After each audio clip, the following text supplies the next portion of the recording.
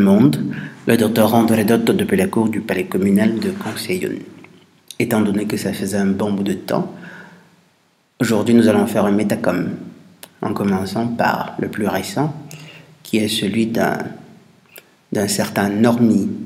Normies are disgusting, qui dit, et apparemment ce n'est pas le premier commentaire qu'il poste, ce n'est pas le premier commentaire bizarre qu'il poste ici. J'aimais bien tes vidéos, mais tu es un noir aliéné qui prie les dieux de ceux qui ont mis des chaînes aux pieds de tes ancêtres. Tes aïeux doivent se retourner dans leur tombe.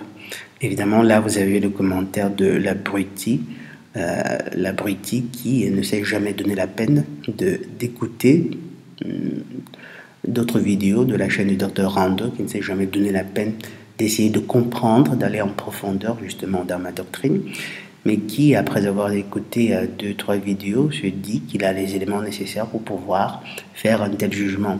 Je me demande s'il est même nécessaire de lui répondre ici. Je le ferai, mais plus tard. Et ce d'autant plus qu'il y a un autre commentaire, justement, dans lequel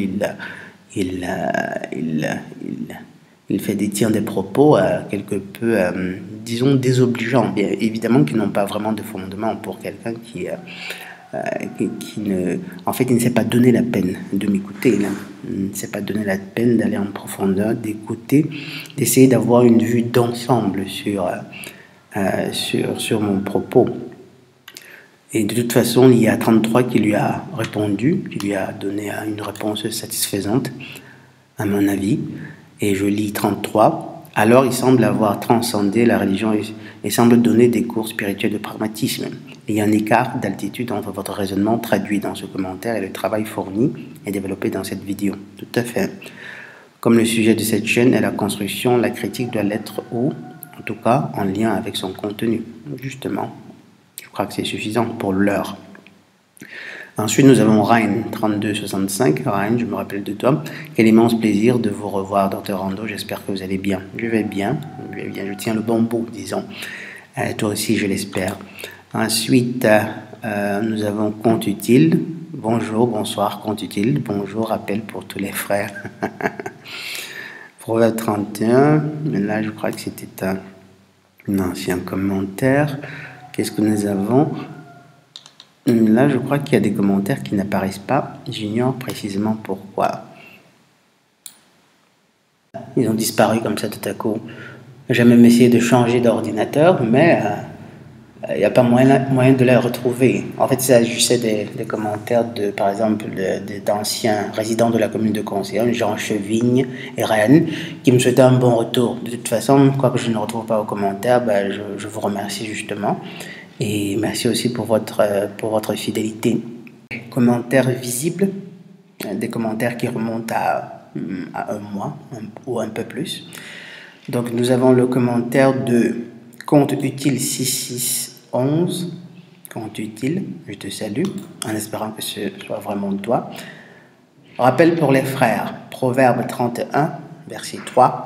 Ne donne pas ton énergie aux femmes. N'adopte pas une conduite qui anéantit les rois. Ah oui. Si seulement les androphores pouvaient se rappeler tout le temps, à chaque moment, à chaque instant, ce passage qui est ô combien important, ce passage de la Bible. Ne donne pas ton énergie aux femmes, n'adopte pas une conduite qui anéantit les rois. Or, malheureusement, les Sims aujourd'hui sont légion. Ces hommes qui croient pouvoir trouver leur bonheur dans les femmes. Soit qu'ils se disent qu'en multipliant les partenaires ad infinitum, ils finiront par trouver le bonheur, ou alors ils se disent en appliquant assez d'énergie à une seule gynophore, ils finiront par la rendre heureuse et peut-être en cela trouver leur propre bonheur, sauf que malheureusement, nous savons très bien que ce sont des vases qui ne se remplissent jamais. Il est simplement impossible de les contenter, de les satisfaire. Et c'est un fou, bien folle est l'individu qui croit pouvoir rendre heureuse une gynophore. Vous aurez beau lui donner la lune, le ciel, les étoiles, le soleil, qu'elle trouvera quand même encore qu'il y a quelque chose, un tout petit élément, disons 1% de de ce qu'elle aurait attendu de vous que vous n'avez pas réussi à lui donner. Et elle utilisera cela pour dire ô combien elle est malheureuse, ô combien elle a besoin de, de varier, de changer de partenaire. Bref, l'hypocrisie des gynophores. Pas besoin d'y revenir pour l'heure.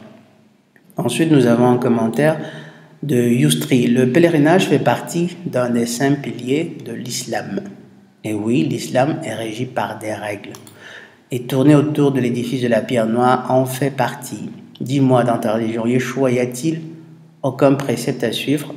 Youstri, bien sûr il y a des préceptes, mais la plupart de ces préceptes tournent autour justement de l'amélioration de soi et de l'amélioration de soi et du choix délibéré de servir plus démunis, plus pauvres que soi, servir que ce soit par un soutien matériel ou bien tout simplement par l'instruction, par exemple. C'est-à-dire, vous savez que nous vivons dans un système, dans cette prison qui est comme une école en réalité. Lorsque vous avez grandi, vous avez la responsabilité d'instruire plus jeunes que vous, lorsque vous avez grandi spirituellement. Et les préceptes justement auxquels se réfèrent les préceptes que tu t'attends, les préceptes que tu sais exister sans aucun doute dans ce que tu appelles la religion de Yeshua, même s'il n'a jamais prôné une religion. En fait, il y a des préceptes, absolument. Sauf que ce sont des préceptes qui n'incluent pas l'idolâtrie. J'ignore si tu connais un seul précepte prôné par Yeshua qui prône l'idolâtrie. Or, justement, ce que tu décris comme étant le fait de tourner autour de l'édifice, qui est un précepte, c'est de l'idolâtrie. Et c'est pas parce que c'est une règle que du coup ça devient quelque chose, que ça ne devient pas d'idolâtrie, que ça cesse d'être de l'idolâtrie.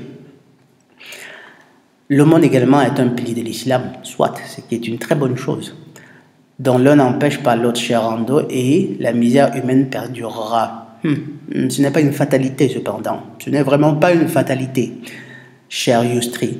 J'apprécie ton travail sur la thématique des rapports hommes-femmes, mais tu t'égares quand il s'agit de parler de religion. Non, non, non. En fait, c'est simplement parce que toi, tu es complètement égaré que tu ne te rends pas compte. Vous savez, les prisonniers de la caverne, tellement tu as sombré dans l'obscurantisme de la religion, tu as sombré, à tel point qu'à chaque fois qu'un rayon de lumière touche tes globes oculaires, tu as littéralement mal.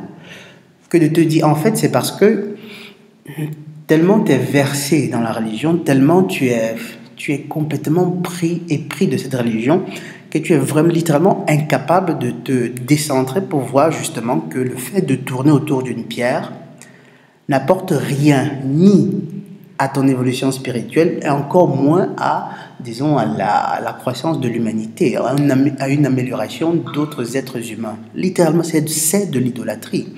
Et que tu sois incapable de le comprendre, comment dire, malheureusement, je n'y peux simplement rien.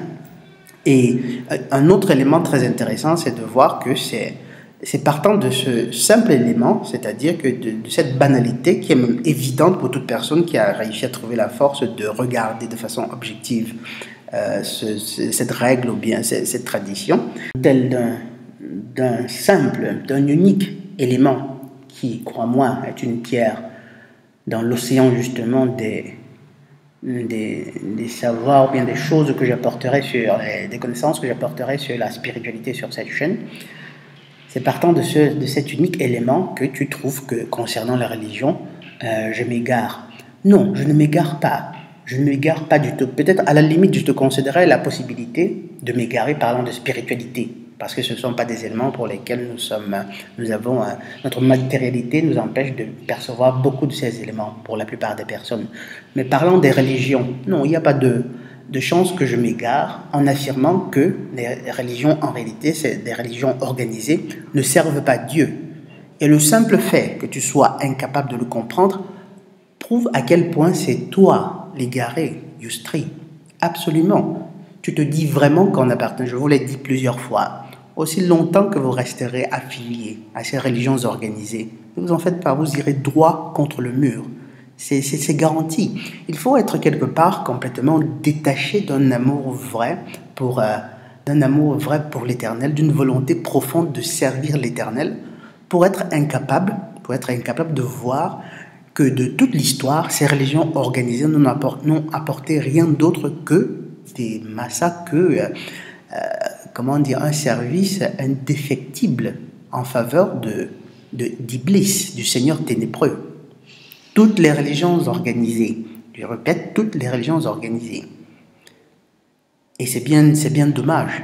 C'est bien dommage, tu perds ton temps. Si tu crois qu'en tournant autour, par exemple, d'un bloc de pierre, il est très beau, sans aucun doute. Je ne remets absolument pas la valeur artistique de l'œuvre en question, absolument pas.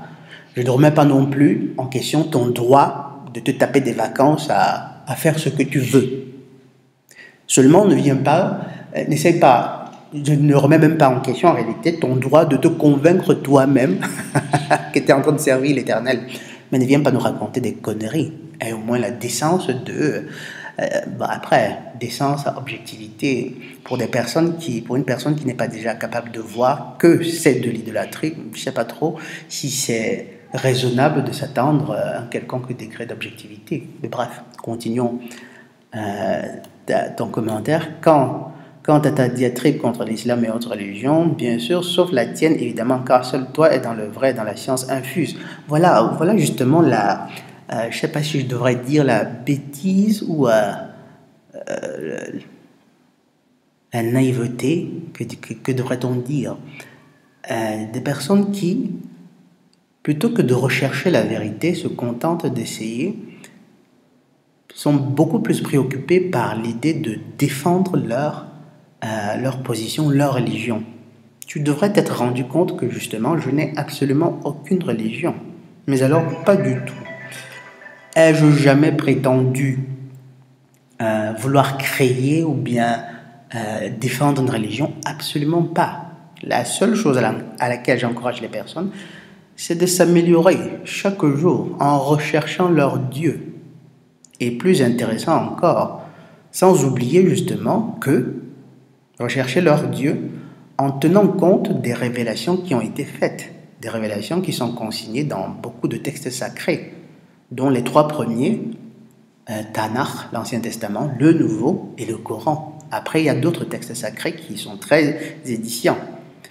Il faut être quelque part naïf, naïf, pour croire qu'on pourrait vraiment rechercher l'Éternel en se passant de ces savoirs, de ces révélations, quoique beaucoup aient été altérés, corrompus, mais ils en sont restés beaucoup de connaissances consignées dans ces livres-là pour nous permettre de comprendre les raisons pour lesquelles nous nous trouvons dans cet univers de matérialité, comment nous améliorer, comment revenir vers l'Éternel.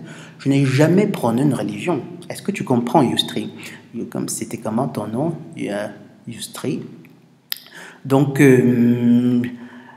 parlant de personnes qui s'égarent, je t'assure que, de toi à moi, ce n'est absolument pas moi qui m'égare, Yustri. Tu pourras défendre, je ne défends absolument aucune religion. Bref, continuons. L'islam était là bien avant toi et il sera toujours là après moi. Iblis aussi était là avant moi. Et il sera là après moi encore. Tes ricanements montrent bien ton vrai visage, surtout à l'encontre des musulmans, et cette haine à peine dissimulée, sois plus tolérant et respectueux des autres qui ne sont pas comme toi. Yustri, en réalité, la haine que tu vois en réalité, c'est une projection. C'est-à-dire qu'elle est en toi, cette haine-là. Je n'ai absolument aucune haine contre les musulmans, pas plus que j'en ai contre les catholiques, ou bien les protestants, ou bien les bouddhistes, les témoins de Jéhovah. Je reconnais les faits pour ce qu'ils sont, tout simplement.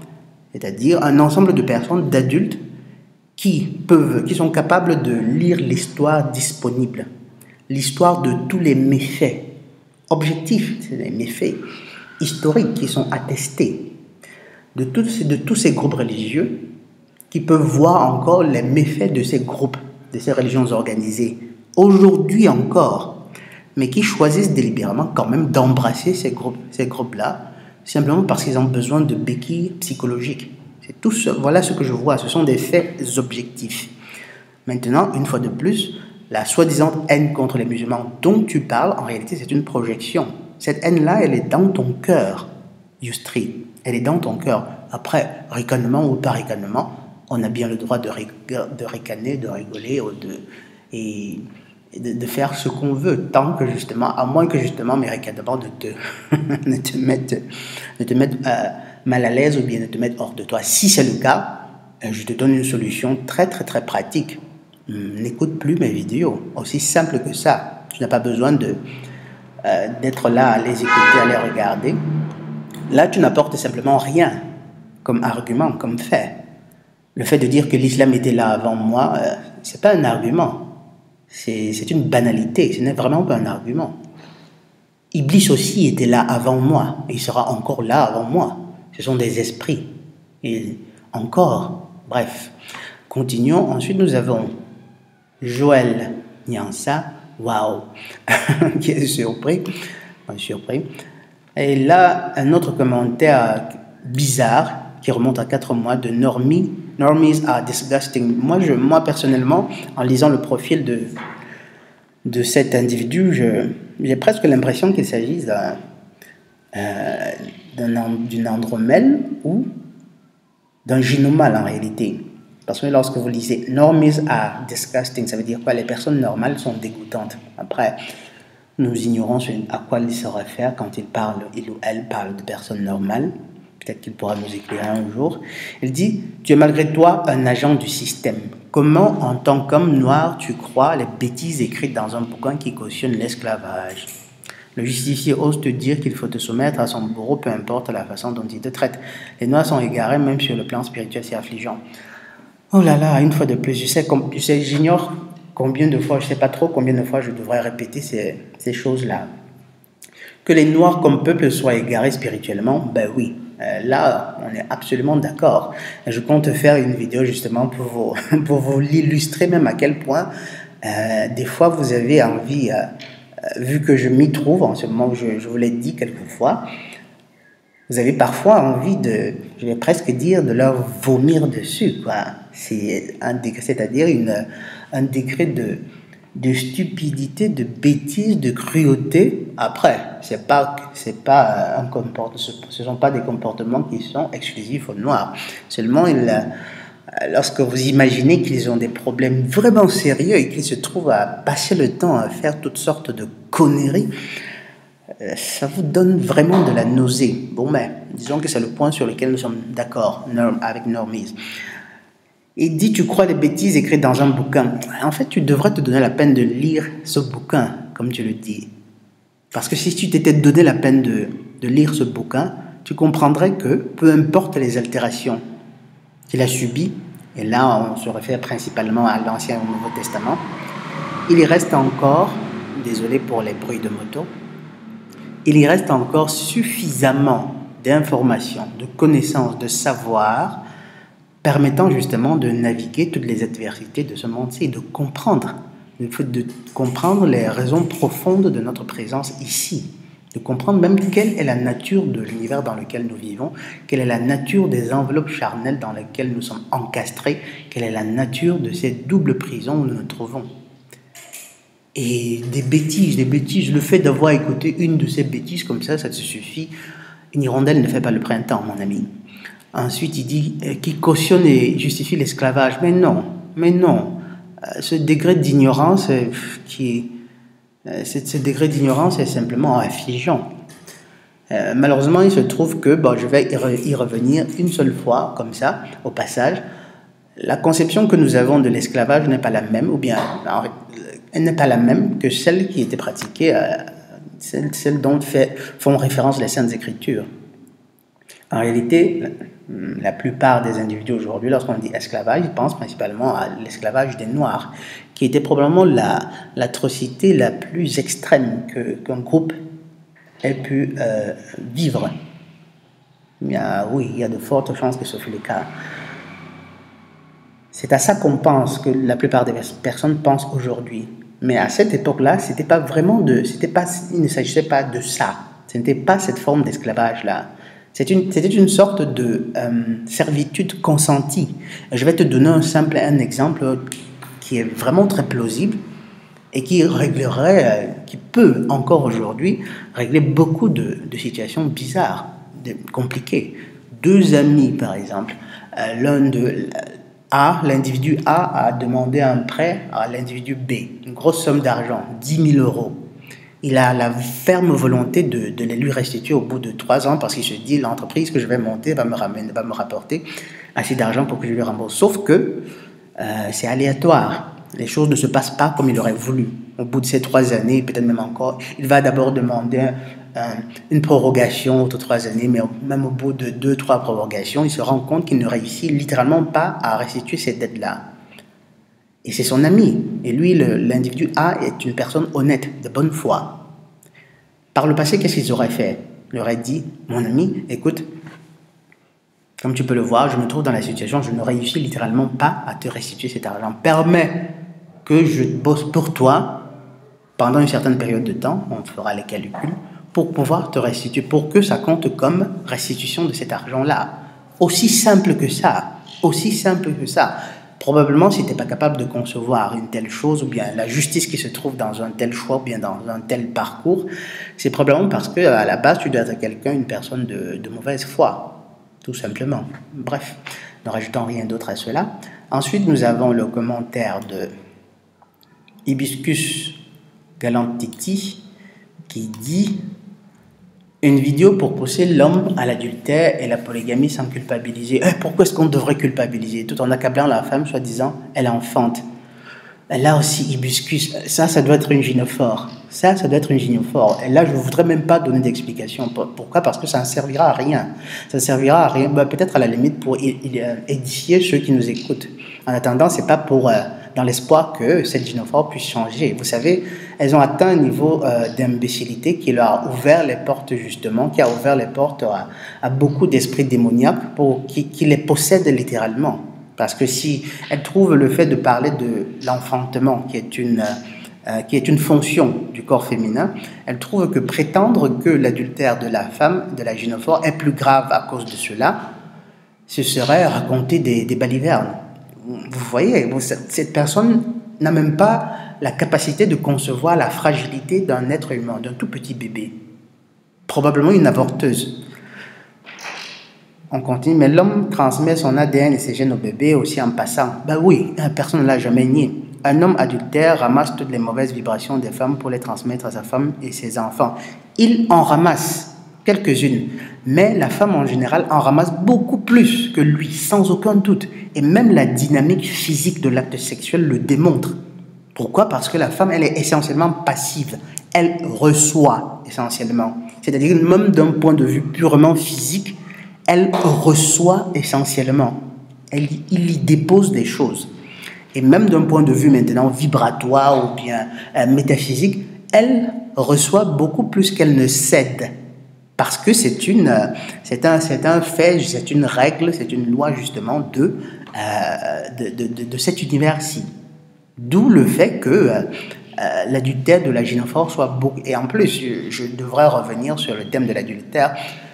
Pourquoi? Parce que, contrairement à ce que vous croyez, un homme qui couche avec une autre femme, un homme marié qui couche avec une autre femme, ne commet pas d'adultère en attendant.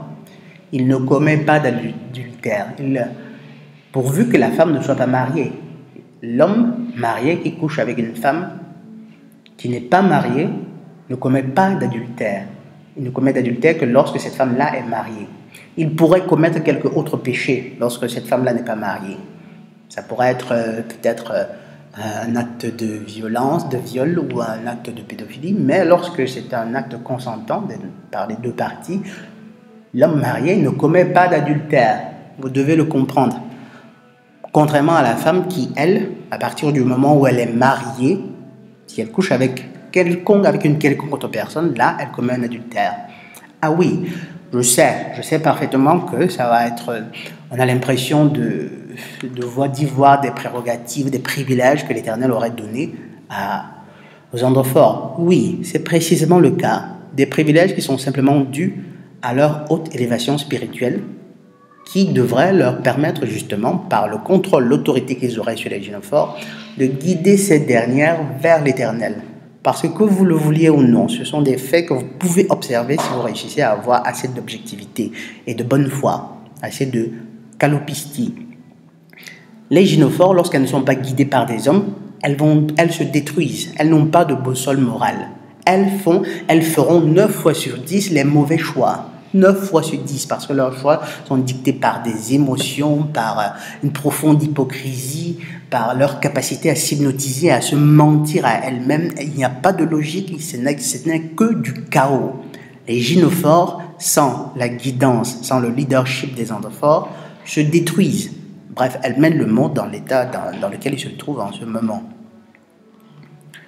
Ensuite, nous avons le commentaire de Mango, il y a aussi notre ami, un disciple de la doctrine MacTaw, plus dans la théorie que dans la pratique, le fameux boucher des Yvelines, j'ai nommé Michael Hickey, a quelque peu mal supporté la rupture de ça. Justement, le gars, il était surtout MacTaw d'un point de vue, un MacTaw doctrinal. Après, dans les faits, dans la pratique, il n'avait pas la fortitude, je crois qu'en réalité, il n'a pas réussi à mettre en pratique, à pratiquer dans sa vie ce qu'il prêchait, simplement parce que il appartenait à ce courant MacTaw qui ne prend pas en compte la spiritualité. Et ça, je vous l'ai dit plusieurs fois. MacTaw, sans spiritualité, ne servira qu'à une chose, c'est-à-dire d'avancer les plans du Seigneur ténébreux. Ça finira par servir encore le Seigneur ténébreux. Et Silver de répliquer aux commentaires de Mango en disant, et le pire c'est qu'il avait la connaissance MacTaw. Ah oui, le truc le plus bizarre, pas si bizarre que ça, lorsque vous considérez justement qu'il n'avait pas associé à son travail, à sa doctrine, la spiritualité, le côté spirituel. Et le pire c'est qu'il avait la connaissance MacTaw, c'est qu'il ne l'a pas empêché de se comporter de la pire des façons. Ah oui, vraiment bizarre, vraiment bizarre. Ensuite, nous avons Epi Wankole depuis le Cameroun. Ça me fait toujours plaisir de vous écouter, je vous assure. Je suis content de l'apprendre. Bonjour monsieur, pouvez-vous faire un podcast sur les sectes sataniques et la raison pour laquelle le monde est devenu si dangereux? Ah oui, ça se fera. Et oui, là, je crois que je vais m'arrêter en réservant les autres commentaires. Il y en a de beaucoup vraiment longs. Pour le prochain Metacom. Je vous remercie d'avoir pris le temps d'écouter ce podcast. Le docteur Randolph depuis la cour du palais communal de Conseillonne. Sawabona et la paix de Yah.